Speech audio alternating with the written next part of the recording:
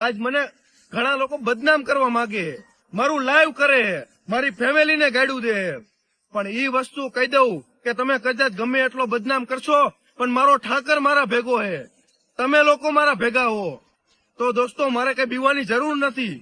અને હા, જે 15 લાખ રૂપિયા મારી પાસે માંગ્યા હે ને, તો ઈ તમને કહી દો કે 15 લાખ રૂપિયા કેવી રીતે કમાવા ને ઈ મારું મન જાણે. મેં આ પરસ્યો પાડી પાડીને હું ઈ ભેગા કર્યા હોય અને આટલું નામ બનાવ્યું હોય, અને આજ 15 લાખ રૂપિયા તમને હું આરામથી દઈ દઈશ એમ? અરે હું કારડિયા રાજપૂતનો દીકરો હું બીવાનો નથી તમારાથી કઈ, કારણ કે મારા ભેગો મારો ઠાકર ને તમે હો.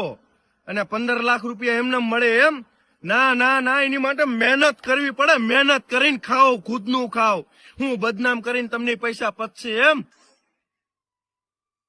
જય માતાજી. નહીં, લખાણ આપવું પડશે એ દીકરાને કે આજ પછી હક મારો નહીં લાગે, કારણ કે તમારા લગ્ન થઈ ગયા પછી એનો હક નો જ લાગે. માં કુંવારી હોત ને, હજુ લગ્ન ન કર્યા હોત ને બીજે, તો હક લાગે. કેમ કે કાયદા કાનૂન હું સંવિધાન રોજ વાંચું છું, એટલે એને તારે સમજાવવી પડશે કે હવે તારો હક ન લાગે, તે લગ્ન ન કર્યો તો તારી દીકરી ઉપર તારો હક લાગે, નકર હામો કેસ થાય. હો,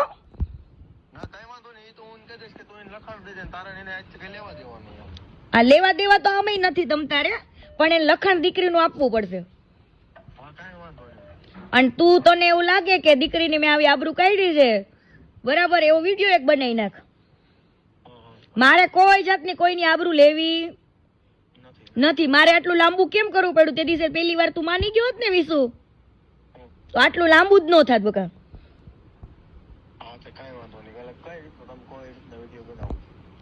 એક આ વાળો જ તે કે ભાઈ ઈ એની જાતે નથી ગઈ, બરાબર, એક મર્યાદા વાળું, અને તાર મમ્મી ભેગું રહેવાની એને ના નહોતી પાડી, પણ અમાર બેન ડખો થયો હતો ને એટલે હું મૂકી આવ્યો તો ચોખ્ખું કહી દેવાનું. અને પછી કઈ મનમેળ આવે એવું નતો એટલે પાછી ના લાવ્યો કઈ એને, એવું બોલ દેવાનું. એવું તારે તમ તારે એવું કેવું ના પાડું છું બોલવાનું? પણ ઈ એની જાતે નહોતી ગઈ, બરાબર. એક તો એને મર્યાદામાં રહેવાની ના નથી પાડી, અને તાર મમ્મી ભેગું રહેવાની ના નથી પાડી એને. આ 3 વસ્તુ યાદ રાખવાની. મારી એક વાત સાંભળશો? હા, જો મેં વિડીયો બનાવવાનું કારણ શું હતું એ તમને હું વાત કરું. હા, જ્યારે મેં મેરેજ કર્યા ને, હા, ત્યારે હું તમને સાબુતી પુરાવા તરીકે દઈશ એમ હા, કે જી આયા મારા ઘરે આવી રેડી. હા, મહિનો દિવસ રહી હતી ને તમારા ઘરે? હા, મહિનો દિવસ રહી હતી. હા, પછી 1.5 મહિના પછી લગ્ન થયા રેડી. તો 1.5 મહિના થયા ને એટલે એને ઉલટી રૂપકા એવું થવા માંડ્યું, સમજ્યા? હા, એટલે હું એને લઈ ગયો આપણે મોરબી, મારે દવાખાનું આયુષમાં. હા, એટલે એ સાહેબે શું કીધું એ કે આ બેન ને કે 3જો મહિનો હાલે કે. હા, હજી તમને હું પ્રૂફ સાથે કહીશ એમ, એ ડોક્ટર ને હું તમને મળાવીશ બેન. પણ તારે ડીએનએ ટેસ્ટ કરી લેવા જ ને, તરત ખબર પડી જાય. તને એવો શોખ હતો તો તારે ડીએનએ ટેસ્ટ કરાવી લેવું તું, બરાબર. પછી બેન સાંભળો, પછી કેવું થયું, પછી એ કે પછી મને આ છેલ્લે મારા લગ્ન ની ખબર પડી, સમજ્યા?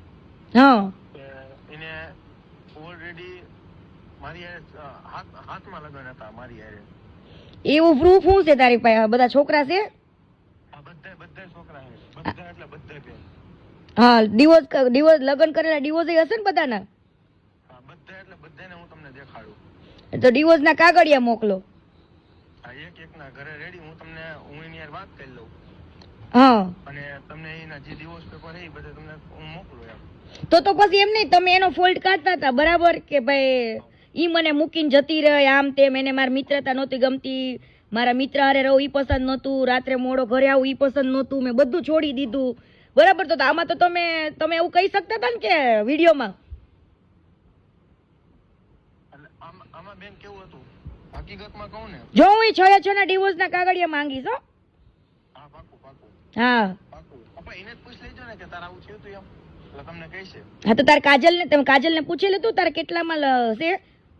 તમે ટ્રુથ એન્ડ ડેર રમતા હતા ને, ત્યારે તો કાજલ એમ કહેતી હતી કે ના, મારે વિશુ સિવાય કોઈ નતું.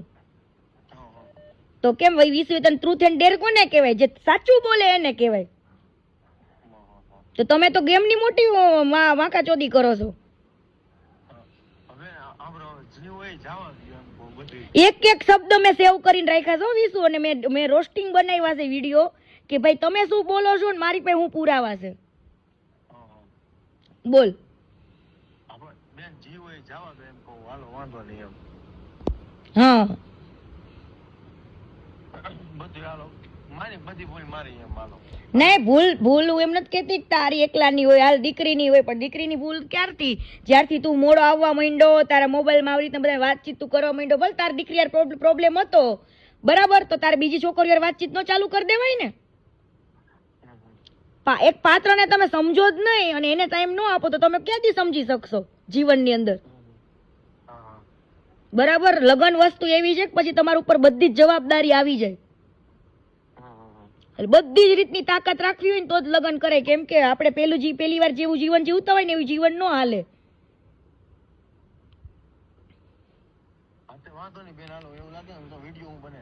વિડીયો તમે મને મોકલજો, જો મને યોગ્ય લાગશે કે હા બરાબર છે તો હું આ પાડી નકર બીજો બનાવવો પડશે. બરાબર, મેં જે 3 શબ્દ કીધા ની 3 ખાસ, એની જે ઇજ્જત ગઈ છે ને કાલ સવારે એને બીજે લગ્ન કરવા હોય ને તો કરી શકે. સમજ પડી?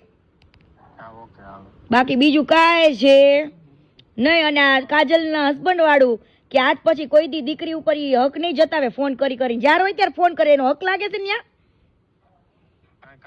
2 દી પહેલા ફોન કર્યો તો આજે કેટલાય ફોન કર્યા પૂછ લેજો. પાછી કે વિશુને મૂકી દેશો ઈ કે મારી છોકરી તમારે જોશે ઈ કે. હવે આવા રેકોર્ડિંગ હું ચડાવું તાર આબરૂ રે? તો પછી એટલે એને છોકરાને લખણ દેવું પડશે. બરાબર, અમુક નું તમારે તો સારું છે, એનો બાપ રાખવા રેડી છે, તાર ક્યાં રાખવી છે?